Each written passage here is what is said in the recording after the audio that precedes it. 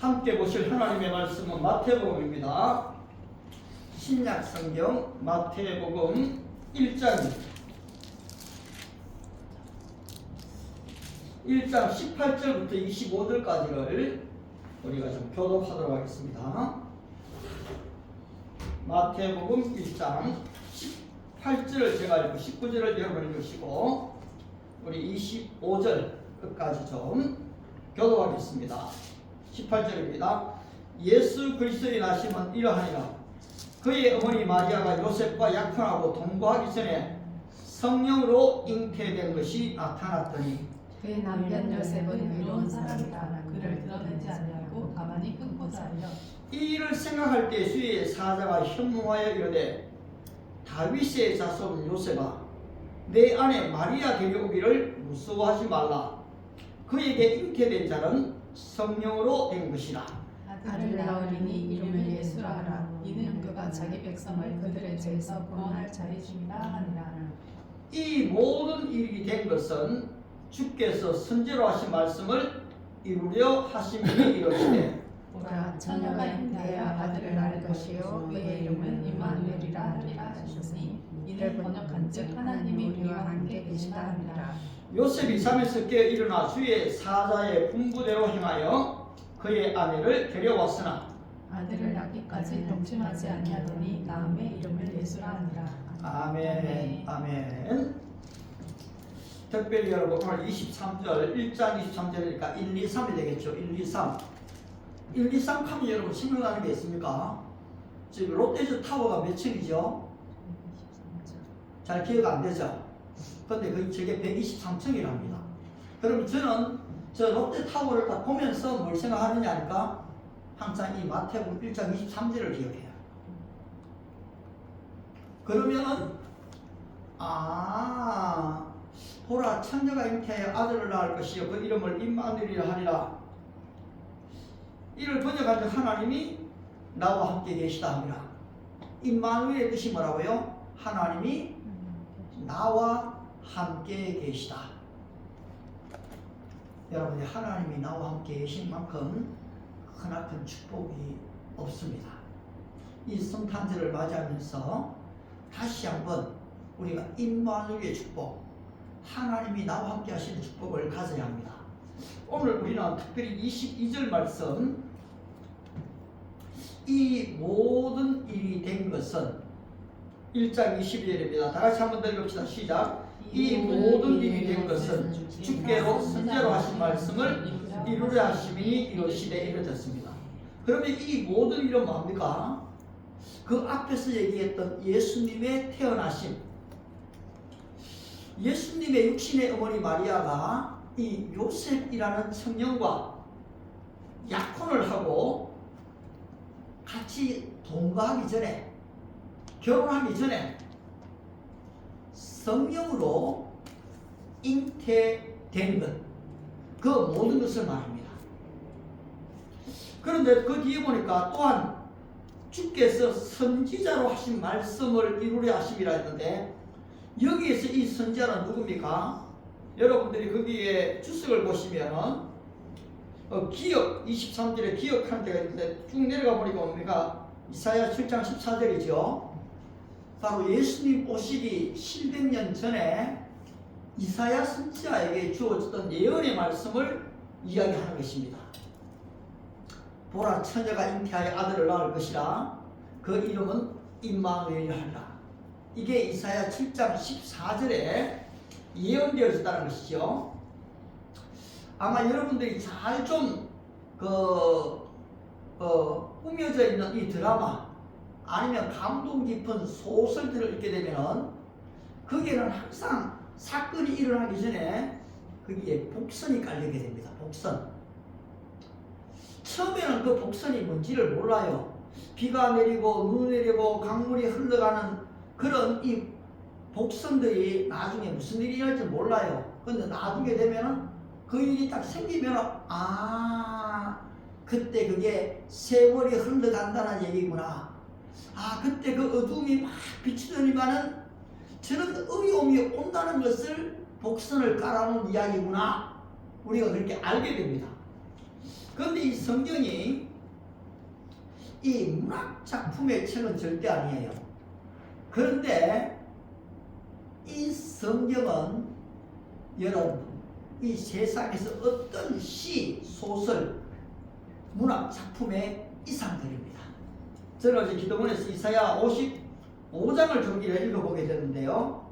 거기에 뭐라고 나오는가? 너희는 기쁨으로 나아가며 평안의 인도함을 받을 것이요 그 뒤에 산들과 언덕들이 너희 앞에서 노래를 바라고 들의 모든 나무가 손뼉을 칠 것이다.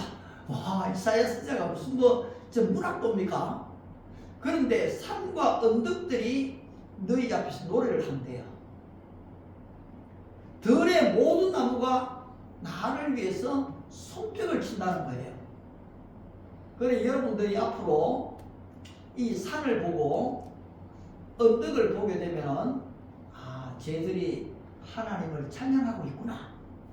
여러분이 길을 가다가 가로수를 보면은 가로수가 누구를 위해서요? 나를 위해 손뼉을 치고 있는 거예요. 별로 안 믿어지는 모양이네요. 자꾸 그걸 그렇게 보는 연습을 해보세요. 그러면요 내가 어려움을 탁 당했을 때도 쟤들이 나를 박수를 치면서요 힘내라고 응원하고 있다는 사실을 여러분들이 발견하시게 될 겁니다. 이처럼 지금 성경에는 수많은 지금 복선이 깔려있지요. 바로 이 요셉이 감옥에 들어가는 것도 예수님이 고난받으실 거예요. 복선입니다. 바로 이 욥이 그렇게 지금 자녀를 잃고 고생하는 것도 예수님의 고난에 다 예표들이었어요. 이스라엘 백성들이 이집트에서 그렇게 고생하는 것도 전부 다 이 부활의 주님에 대한 바로 예표들입니다. 오늘 여러분이 성경을 읽으실 때마다 이런 복선들을 발견하고 이것이 나중에 이렇게 되어졌구나 결론을 아시게 될 때마다 이 감동이 일어나는 것을 보게 됩니다. 따라서 바울은 이것을 때가 참회라고 표현합니다. 갈라디아 4장 4절에서 하나님의 때가 되어서 하나님이 그 아들을 보내사 여자 동정녀라는 말이 처녀라는 말이죠. 불신 처녀에게 나게 하시고, 따라서 여러분들이 성경 신구약을 읽으시며 놀라게 되는 것은 성경에는 짝이 없는 것이 없다는 것입니다. 신약을 읽으면 구약을 발견하게 되고요, 구약을 읽으면 신약을 발견하게 된다는 것입니다. 이사야 선지자가 선포하지요. 너희는 여호와의 책에서 찾아 읽어보라. 이것들 가운데서 빠진 것이 하나도 없고 제 짝이 없는 것이 없으리니 이는 여호와의 입이 이를 명령하였고 그의 영이 이것들을 모으셨습니다. 여러분, 하나님의 말씀이 그냥 모여진 게 아니에요. 하나님의 영이, 성령님이 이것을 기록하게 했고 이것을 다 모으게 했던 것입니다. 따라서 이 신구약을 읽으면 짝이 없는 것이 없다는 것을 알게 되죠. 성경을 한번 읽을 때는 여러분 사실 못 모르고 있습니다. 우리 재선 씨가 성경을 읽었다 이렇게 얘기하는데 참 뿌듯해요. 내가 이 성경을 한번 읽었다 이럴 때는 먼저 뿌듯해집니다. 그런데 기도를 하면서 두 번, 세 번째를 읽을 때는 여러분들이 눈이 열려지는 것을 경험할 수 있어요. 사실 10번 읽어도 경험 못하는 사람 못하는데요, 단 한 번 읽었는데도 진짜 가난한 마음을 가지고 하나님을 찾는 간절한 마음을 가지고 하나님 좀 이거 좀 보여주세요, 열어주세요 하면은 여러분 이 눈이 열리는 것을 경험해요. 그리고 히브리서 4장 11의 말씀처럼 하나님의 말씀은 살았고 운동력이 있어 좌우의 날성금보다 예리하여 혼과 영과 관절과 골수를 찔러 쪼개기까지 하며 여러분 내 심령을 완전히 뒤집어 버리는 거예요. 내 죄가 기억이 나고요, 그 죄가 토설되게 하시고요. 그 죄를 정결함을 있게 하시고요. 그리고 내 영혼에 큰 힘이 오는 것을 여러분들이 발견하시게 된다는 것입니다. 따라서 여러분이 성경을 안 읽으면은 내가 살 수가 없다. 그 고백이 입에서 나와야 돼요. 3일간 성경도 안 읽었는데, 일주일간 성경도 안 읽었는데, 한 달도 성경을 안 읽었는데 잘 산다. 이러면은 여러분 그 사람의 영이 죽어 있다는 것을 여러분이 알게 됩니다. 따라서 마태복음 2장을 여러분이 가보시면은 그 앞에서도 많은 복선이 있지만은 헤롯이 예수를 죽이려 하기 때문에 애국으로 피난 갈 것을 예언하고 있죠. 그래서 이 천사가 바로 요셉에게 이미 지금 예표했습니다. 그래 요셉은 아이를 데리고 지금 피난 갈 수밖에 없죠. 그런데 그 내용이 그대로 지금 여러분 기록되어 있는 것을 봅니다. 예수님이 어디에 탄생할 것을 미가서 5장 2절에 기록하고 있죠. 유대 땅 베들레헴아, 바로 너는 모든 고을 중에 작지 않다. 아울러 여러분 2장 15절 예수님이 피난하시는 내용이 어디에 나옵니까? 호세아 11장 1절에 나옵니다. 주께서 선지자를 통하여 말씀하신 바 애굽에서 내 아들을 불러내었다 함을 이루려 하심이라. 호세아에게 주어졌던 그 예언의 성취를 이 마태는 기록하고 있는 것입니다. 또한 이 바로 왕이 헤롯 왕이 이 박사들에게 속은 줄을 알았어요. 그래서 어떻게 됩니까? 그때를 기준해 갖고 예수님 태어날 때를 기준해 갖고 2살 아래 남자아이들을 다 죽여버리죠. 얼마나 끔찍한 사건입니까? 그런데 지금 마태복음 2장 17절 18절을 기록합니다. 여러분 한번 마태복음 2장 17절 18절 읽어볼까요? 다같이 2장 17절 18절입니다. 시작. 이에 선지자 예레미야를 통하여 말씀하신 바 라마에서 슬퍼하며 크게 통곡하는 소리가 들리니 라헬이 그 자식을 위하여 애국하는 것이라. 그가 자식이 없으므로 위로받기를 거절하였도다 함이 이루어졌느니라. 이 뭡니까? 예레미야에게 주어졌던 예언이 예수님이 태어나고 난 뒤에 그대로 이루어졌다는 것입니다. 또한 예수님께서 어디에 자라실 것인가?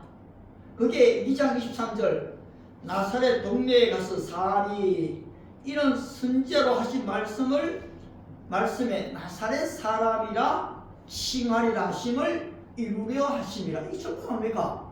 구약에 예언되어졌던 내용이 신약에 그대로 이루어진 것을 이야기하고 있는 것입니다. 이렇게 우리가 잠깐 보았지만 예수님의 처녀 몸에서 잉태되어진 이 사건, 예루살렘에서 태어나실 것에 대한 탄생, 애굽으로의 피난, 다시 돌아와서 나사렛 동네에서 자라나실 것, 십자가에 죽으실 것, 사흘 만에 부활하시는 것, 성령님이 오셔서 바로 성경의 사건 하나하나가 우연히 이루어지는 것이 아닌 철저하게, 여러분 드라마는요 잘된 드라마일수록 철저하거든요. 소품 하나, 길거리 하나를 적당하게 다루지를 않아요. 하나님의 이 철저한 계획과 간섭하에 이 모든 것들이 이루어졌다는 사실을 여러분이 알게 됩니다.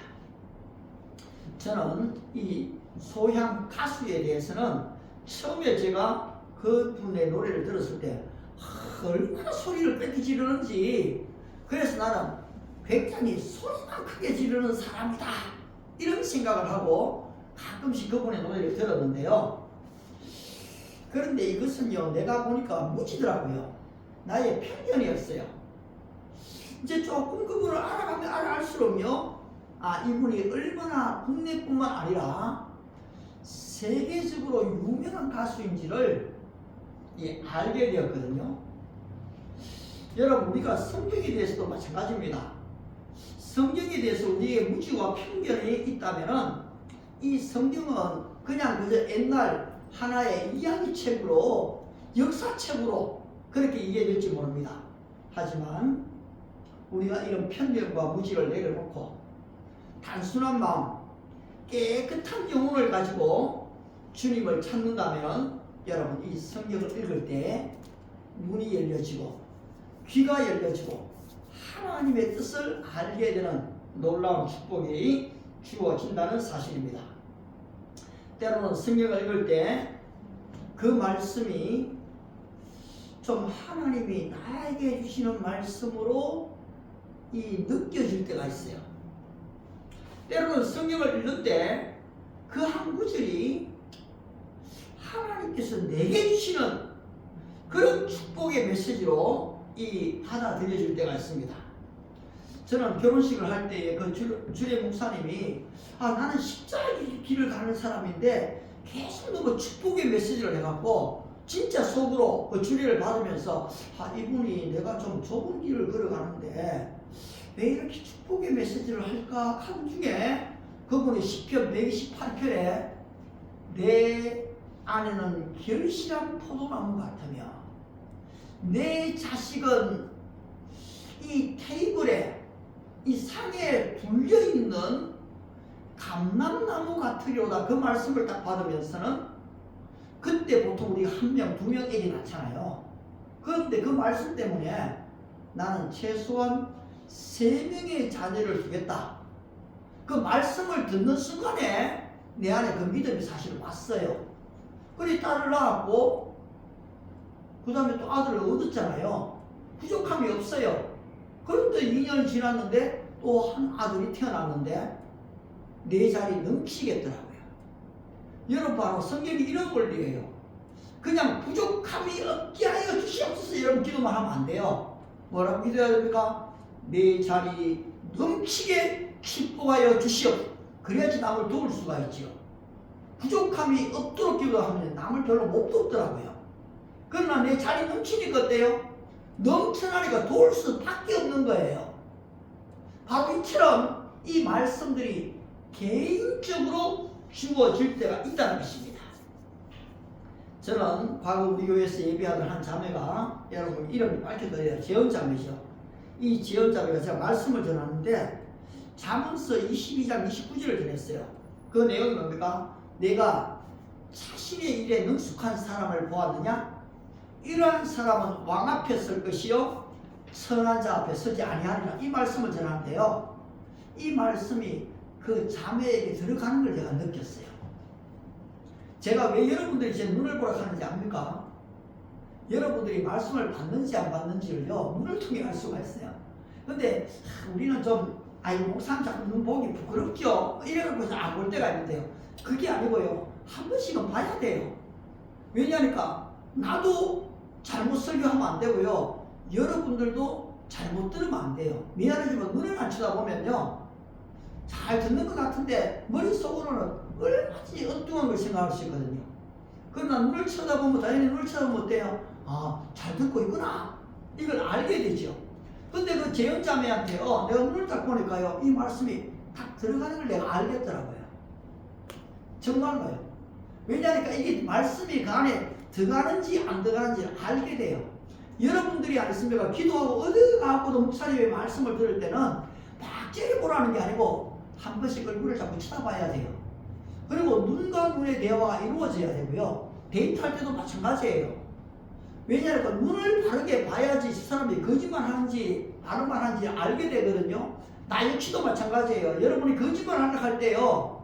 눈이 그렇게 맑지를 못해요. 여간 고수가 아니거든요. 어린아이들도요. 눈 딱 보면요. 정직하는지 안 하는지 다 알게 돼요. 왜냐하면 성경은 우리의 눈을 마음의 등불이라고 얘기하거든요. 근데 거짓은 밝힐 수가 없어요. 죄도 지금 밝힐 수가 없어요. 그래서 여러분이 성경을 많이 읽으면요. 여러분의 눈이 맑아지시는 거예요. 기도를 많이 하면요. 미안하지만 진짜 이뻐져요. 근데 기도 안 하고 얼굴만 이쁜 사람은요. 죄송한데요. 다 마지막에는 엉뚱한 일로 다 가게 돼가 있어요. 아무튼 그 자매가 이 말씀을 봤는데 내가 저 자매가 얼마나 자기 일에 능숙하다는 게 뭡니까 여러분? 이 프로페셔널이 된다는 거거든요. 너희 아버지께서 온전하신 적 너희도 온전하게 되라. 마태복음 5장 48절에서 말씀하고 있죠. 여러분 우리 모두가 기타를 한번 해도요 그냥 하는 게 아니에요. 프로페셔널이 돼야 돼요. 내가 말씀을 전해도 어떻게 해야 됩니까? 진짜 누가 말을 하려거든 하나님의 말씀을 한 것 같이 하고 이 전문가가 돼야 된다는 말이거든요. 어느 누구든지 어떤 사람을 씁니까? 서툴한 사람을 안 쓰려고 하잖아요. 전문가를 쓰려고 하는 거예요. 음식을 해도 마찬가지예요. 그런데 나중에 광주에 그 어머니 때문에 고향으로 갔지만은 신학교를 들어갔다 할 때 여러분 신학을 한다는 겁니까? 만왕의 왕 만유의 주 주님 앞에서 말씀을 배우는 거잖아요. 그래서 내가 이 하나님 왕 앞에 말씀 앞에 섰구나. 참 잘 배워서 좀 주님의 신실한 종이 되기를 기대하는 마음이 아직도 있습니다. 여기서 중요한 사실은 이 예언되어진 하나님의 말씀이 그냥 기록된 것이 아니라 나를 위해 기록된 내가 이 말씀을 받고 내가 먹고 그 힘으로 이 승리해야 한다는 사실을 깨닫는 것이죠. 이 말씀이 여러분 어떨 때는 적극적으로 임할 때가 있습니다만 어떨 때는 이 말씀이 이루어지는데 오래 걸릴 수가 있어요. 이 세례 요한의 아버지 사가랴는 예수님의 탄생의 예언을 이미 그 정도 다 알고 있죠. 그 예수님이 오셔서 그 약속을 이미 받았죠. 그런데 그 약속을 보지를 못했거든요. 그런데 그의 아들 세례 요한이 출생했을 때에 그 아들이 자기 아들을 막 위대하게 되려고 기도하는 게 아니고 이 아들이 메시아 예수의 탄생을 알리고 그 예수님의 길을 준비한다는 것을 바로 이 사가랴가 알게 되거든요. 그 이전에는 사가랴가 믿지 못하게 갔고요. 이 벙어리가 되어져 버렸어요. 그런데 그 아들이 태어났을 때 이름을 세례 요한이라고 적자마자 그 혀가 풀려버렸거든요. 여러분 하나님을 믿지 못할 때 주어지는 때때로에 우리한테 경고장들이 있을 때가 있어요. 그것도 감사하게 받아야 돼요. 그런데 순종하면요 이게 탁 풀려버릴 때가 있거든요. 그래서 사가랴가 입이 풀려갖고 어떻게 지금 얘기합니까? 누가복음 1장 76절 78절이죠. 이 아이여 내가 지극히 높으신 이의 선지자를 일컬음을 받고 주 앞에 앞서가서 그 길을 준비하여 주의 백성의 그 죄사함으로 말미암는 구원을 알게 하리니. 바로 이 세례 요한이 예수님보다 6개월 앞서 먼저 왔거든요.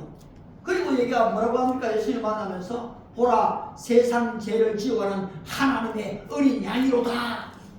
예수님을 증거하거든요. 여러분 어떻습니까? 오늘 여러분에게 받은 바 말씀이 있습니까? 때로는 내가 이 말씀이 좋아서 이 말씀을 붙잡기도 하지만 때로는 성령님이 강권적으로 이 말씀을 나에게 줄 때 우리는 그 말씀에 사로잡히는 경험을 하게 됩니다. 저는 지금도 제 뇌리에서 떠나지 않은 한 구절이 있는데요. 그것은 마가복음 16장 15절입니다. 너희는 온 천하에 다니며 만민에게 복음을 전파하라는 이 말씀이 한 번도 제 뇌리에서 마음에서 떠나본 적이 없어요. 그런데 어느 정도 세월이 지나고 나니까 이사야 59장 5절이 제 마음에 그대로 새겨져 버렸는데요. 보라 내가 알지 못하는 나라를 내가 부를 것이며 너를 알지 못하는 나라가 내게로 달려올 것은 여호와 내 하나님 이스라엘의 거룩하신 이로 말미암음이니라.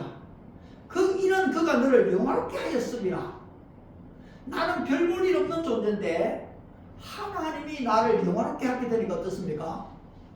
내가 알지도 못하는 나라 사람들이 지금 내게로 나온다는 거예요. 저는 이것을 서울대학교 ISF에서 40여 개 나라에 이 120명, 150명의 아이들을 만나면서 저는 부분적으로 이걸 경험하긴 했거든요.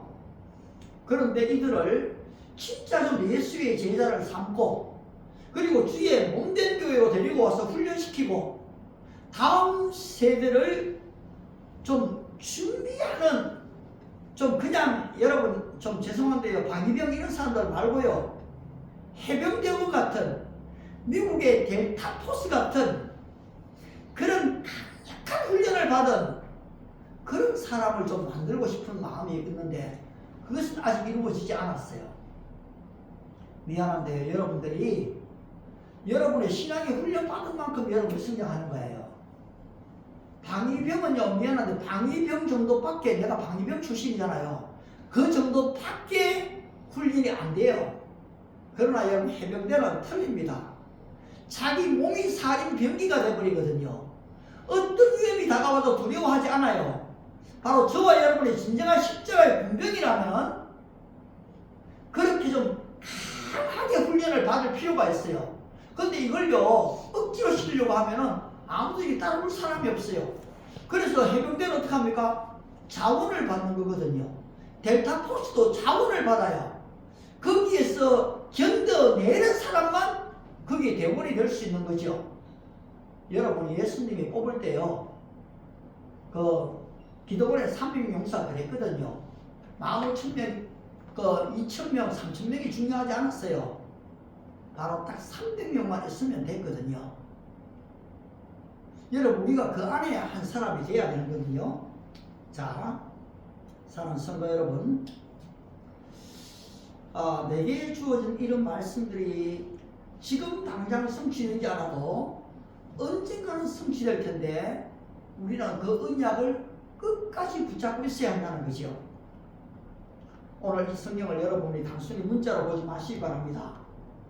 한 구절의 이 말씀을 여러분 마음에 좀 새겨보십시오. 그리고 이 말씀 한번 붙잡고 기도해 보십시오. 천사가 마리아에게 이 예언의 말씀을 전했을 때 마리아의 반응이 어땠습니까? 누가복음 1장 34절 35절에서 마리아가 대답하죠. 마리아가 천사에게 말하되 나는 남자를 알지 못하니 어찌 내게 이런 일이 있을 수 있습니까?